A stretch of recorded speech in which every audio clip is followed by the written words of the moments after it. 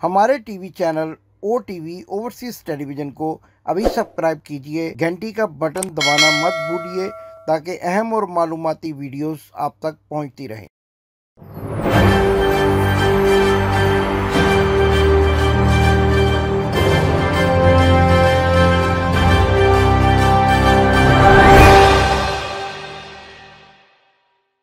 बिस्मिल्लाहिर्रहमानिर्रहीम। नाजरीन, मैं हूं आपका मेज़बान इमदाद हुसैन शहजाद, लंदन से आपकी खिदमत में अस्सलाम वालेकुम अर्ज करता हूं।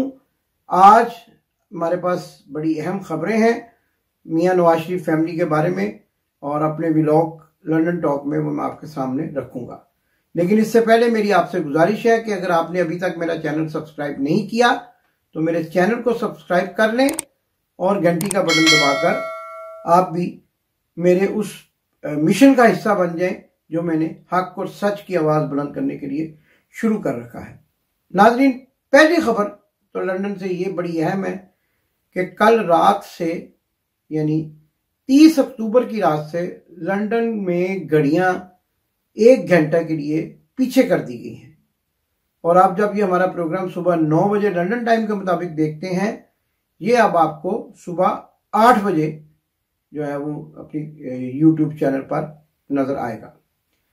इसके साथ साथ एक और अहम खबर जो है वो भी लंदन से आपकी खिदमत में अर्ज करनी है कि कल शाम को सेल्सबरी के करीब 2 ट्रेनों में खतरनाक तशादम हुआ है जिसमें दर्जनों अफराद के जख्मी होने की इतलात है। ये तो वो 2 अहम खबरें थी जो लंदन से आपकी खिदमत में मैंने अर्ज की। अब आते हैं उस खानदान के बारे में जिनकी बड़ी खबरें आज सामने आई हैं। मियां नवाज शरीफ के चचाजाद भाई जिनका इंतकाल कुछ अर्सा कबल लंदन में हुआ था, तारिक शफी जिनके बारे में मुबैना तौर पर यह कहा जाता है कि वो इस सारे खानदान की दौलत को नुकड़े लगाने के बड़े माहिर थे।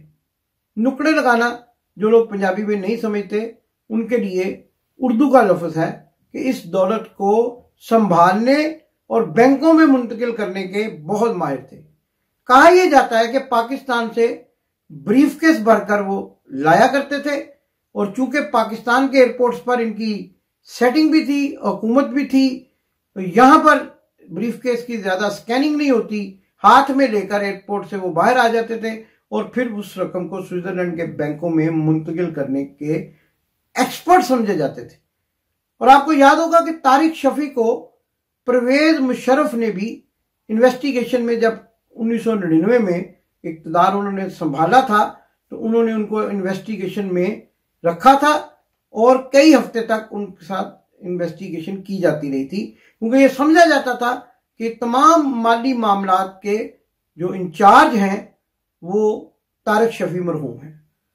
मरने वाले की आमतौर पर खूबियां बयान की जाती हैं, लेकिन तारीख को ताज़ा रखने के लिए, जिंदा रखने के लिए उन बातों से पर्दापोशी नहीं की जा सकती जो किसी मरने वाले की जात से मुंसलिक हो और ख़ास तौर पर पाकिस्तान का खजाना लूटने से उनका ताल्लुक हो। तो जैसा कि मैं आपको बता रहा था, मेरे पास जो अहम खबर यह है कि तारिक शफी तो अब इस दुनिया में नहीं रहे, लेकिन एक मुकदमे में जिसका नाम कश्मीर शुगर मिल्स है, उसमें उनके बेटों को अदालत ने ECN में उनके नाम डालने का हुक्म जारी कर दिया है, और यह भी कहा है कि वो उस वक्त तक मुल्क से बाहर नहीं जा सकते जब तक वो अपने इस मुकदमे में अपनी क्लियर जो है वो जो उस अदालत को मुतमईन ना कर सकें। FIA को मुकम्मल इंक्वायरी का हुक्म दिया गया है, और ये कश्मीर शुगर मिल केस क्या है ये मैं आपको बताना चाहता हूं। कश्मीर शुगर मिल्स केस में मरहूम तारिक शफी, जो इनके साख डार के साथ साथ एक नंबर 1 किस्म के मुंशी भी थे, लेकिन बड़े करीबी रिश्तेदार, आबद शेर अली भगोड़े के सगे मामू, मियां शहबाज शरीफ की बीवी के भाई, और मियां नवाज शरीफ शहबाज शरीफ के चचाजाद भाई मियां शफी के साहबजादे तारिक शफी। और आखिरी दिनों में तो खैर ये भी इतलात आ रही थी कि इनके आपस में कोई इख्तलाफात भी हैं, और आम महफिलों में मियां नवाज शरीफ और उनके खानदान को बुरा भला भी कहते हुए पाए गए थे।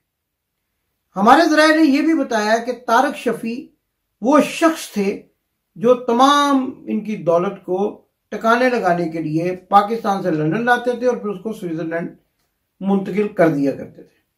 ये बातें तो तहकीकात तलब हैं और इनकी तहकीकात हो तो ये सारे शवाहद सामने आ सकते हैं।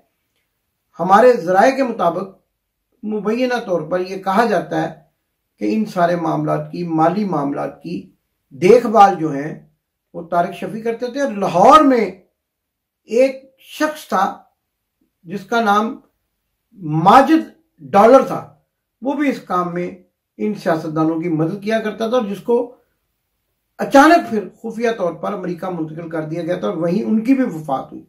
इसी तरह तारिक शफी को भी बाद बरतानिया बुला लिया गया और फिर जब नैब ने इनके खिलाफ इंक्वायरियां शुरू की तो इन्होंने पाकिस्तान आना जाना बंद कर दिया और इसी तरह यहां पर आकर छुप गए जिस तरह खानदान के बाकी लोग छुपे हुए हैं। इस दास्तान के जिनके किरदारों को, जिनको ईसीआर में नाम डाला गया है, अभी मैं आपके सामने रखूंगा। बयान करने से पहले मैं तो यही कहूंगा कि मैं तो कहता हूं कि वो चोर सारा टब्बर चोर, तो ये भी इसी खानदान का हिस्सा है, तारिक शफी मरहूम, और अब उनके बेटों का जिनका नाम ईसीआर में डाला गया है वो भी इसी खानदान का हिस्सा है। रिश्तेदारियां हैं, करीबी रिश्तेदारियां हैं। तो लिहाजा हमारी किताब जिसका अनवान है सारा टब्बर चोर, ये सारा का सारा टब्बर ही चोर है। लेकिन मासूम कितने हैं? अदाकार। और अदाकारी के बारे में यह भी बताता चला जाऊं कि मेरे ज़राए ने यह भी बताया है कि मियां नवाज शरीफ को भी एक जमाने में अदाकारी का शौक था और उन्होंने अदाकार रंगीले से अदाकारी भी सीखी थी और बाद उसी अदाकार रंगीले की बेटी फरा दीबा को पंजाब असेंबली का टिकट भी उसी एहसान का बदला उतारने के सिलसिले में दिया गया जो अदाकार रंगीले ने मियां नवाज शरीफ को अदाकारी सिखाने के सिलसिले में किया था। बहरहाल आते हैं अपने असल मौजू की तरफ। ये वो नाम है हसनैन तारिक शफी, यूसुफ जाहिद और उस्मान जावेद, और इसके साथ साथ जाहिद शफी। इनके नाम ईसीआर में डालने का हुक्म दिया गया है और केस इन पर यह है कि इन्होंने कश्मीर शुगर मिल में अरबों रुपए का घपला किया। और घपले की वारदात क्या थी? इन्होंने जो वहां पर तकरीबन 50 किलो वाली चीनी की बोरियां थी और उनकी तादाद 2 लाख थी। 2,17,500 बोरियां, 2,17,500 बोरियां जो 50 किलो फी बोरी थी, उनको बैंकों के पास रहन रखकर बैंकों से कर्जे लिए और करोड़ों रुपए के कर्जे जो हैं वो इस तरीके से खा गए कि जब वो बोरियां बैंकों के पास गिरवी रख दी, रहन रख दी, यानी प्लेज करा दी, तो उसके बाद उनको पिछले दरवाजे से बाहर निकालकर एक्सपोर्ट कर दिया गया। और जब बैंकों ने अपने पैसे वापस मांगे तो हेले बहाने बनाने शुरू कर दिए और कहा कि हमने ये चीनी कतर को भेजी थी और अभी तक कतर से हमें पेमेंट नहीं मिली। ये वो हेले बहाने थे जिनको इस्तेमाल करते हुए अपने दौरे इख्तिदार में ये बैंकों के लिए हुए कर्जे हड़प करते रहे और फिर उसके बाद यहां पर आ गए और फिर यहां आकर अचानक जब इनके खिलाफ कार्रवाई शुरू हुई तो ये छुप गए। मौजूदा हुकूमत ने जब इनके खिलाफ कार्रवाई की तो ये छुप गए। अब इनके बेटों के नाम ईसीआर में डाल दिए गए हैं और एफआईए को हुक्म दिया गया है कि मुकम्मल कार्रवाई की जाए और इनको मुल्क से बाहर भागने ना दिया जाए। अरबों रुपए के, करोड़ों अरबों रुपए के कर्जे ये हड़प करके और ये वो पैसा यहां पर स्विट्जरलैंड में मुंतकिल करते रहे।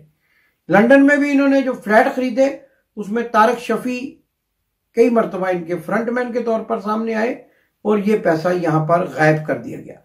ये वो दौलत थी जो पाकिस्तान के कौमी खजाने की दौलत थी, अवाम की दौलत थी और बैंकों से कर्जे लेकर लूटी गई। अब ये सारे हकायक आपके सामने हैं।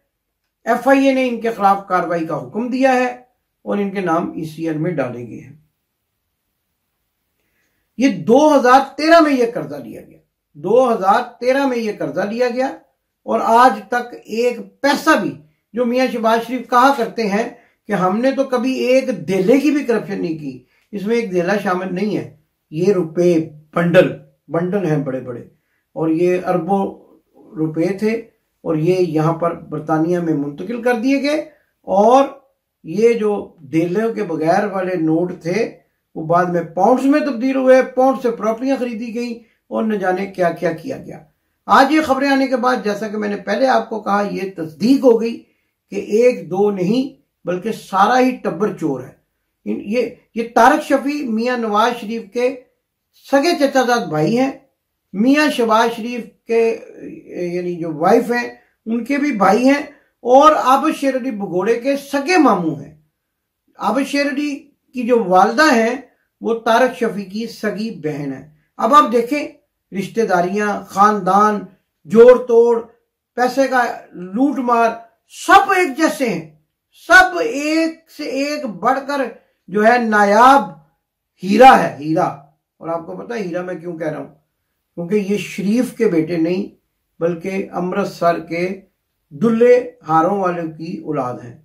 और इन्होंने इसी किरदार को सामने रखते हुए अपने आप को साबित किया कि पाकिस्तान के खजाने और पाकिस्तान की गरीब आवाम की दौलत लूटने के ये कितने माहिर हैं।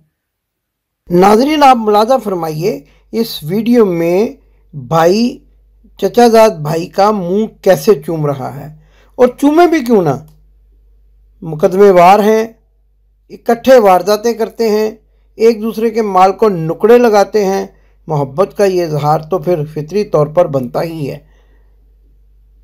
लेकिन ये भी बताता चला जाऊं कि मरने से पहले तारक शफी को 2 साल के लिए मियां नवाज शरीफ ने ज़बरदस्ती यहाँ लंदन में रोक लिया था क्योंकि वो नैब को मतलूब थे। और यहाँ भी आप मुलाजा फरमाइए, मामा भांजा शीरो शक्र हैं, एक भगोड़ा है और एक फ्रॉडिया है। मरे हुए को क्या कहना, लेकिन मामा भांजा शीरो शक्र हैं। और इनकी ये भी खुसूसियत थी कि अपने दोस्तों को आए दिन कीमती होटलों में पार्टियां भी दिया करते थे। पैसा कहाँ से आता था? वही पुरानी बात, पाकिस्तान के खजाने का लूटा हुआ पैसा गुलछड़े उड़ाने पर इस्तेमाल होता था। प्रोग्राम का इख्तिताम करने से पहले आपको ये भी खबर देता चला जाऊं कि 2 रोज कबल पाकिस्तान के चंद ऐसे सहाफ़ी जिनके बारे में हम कहा करते हैं कि मॉर्गेज सहाफ़ी हैं, उन्होंने मियां नवाज शरीफ से 1 मिनट की मुलाकात की, फोटो सेशन बनाया और बाहर आकर उल्टी फुल्टी ऊट पटांग खबरें चला रहे हैं कि मियां नवाज शरीफ पाकिस्तान की सियासत में कोई बहुत बड़ा इनकलाबी कदम उठाने वाले हैं। लेकिन ये बताता चला जाऊं कि कोई इनकलाबी कदम नहीं उठाया जा रहा। वीजा एक्सटेंशन की दरखास्त तकरीबन नामंजूर होने के करीब है और यहां से किसी और मुल्क में भागने की तैयारी की जा रही है। पाकिस्तान की सख्त जेलों का सामना करने की इनके अंदर हिम्मत नहीं है। और जैसा कि मैंने आपको बताया कि आज इनके रिश्तेदारों के नाम, इनके भतीजों भांजों के नाम भी ECL में डाल दिए गए हैं। और इसके बाद ये बात वाज़े हो गई है कि सारे का सारा टब्बर चोर चोर चोर की जो आवाजें लगती हैं वो बिल्कुल दुरुस्त आवाजें लगती हैं। लोग इनको पहचानते हैं कि ये डाकू हैं, चोर हैं और ये पाकिस्तान का खजाना लूटकर यहाँ छुपे हुए हैं। इस नारे के साथ अपने प्रोग्राम का इख्तिताम करूंगा। पाकिस्तान जिंदाबाद। आपने अभी तक हमारा चैनल सब्सक्राइब नहीं किया तो अभी सब्सक्राइब करें और बेल आइकॉन को क्लिक करके हमारी लेटेस्ट वीडियोस के बारे में अपडेट जानें।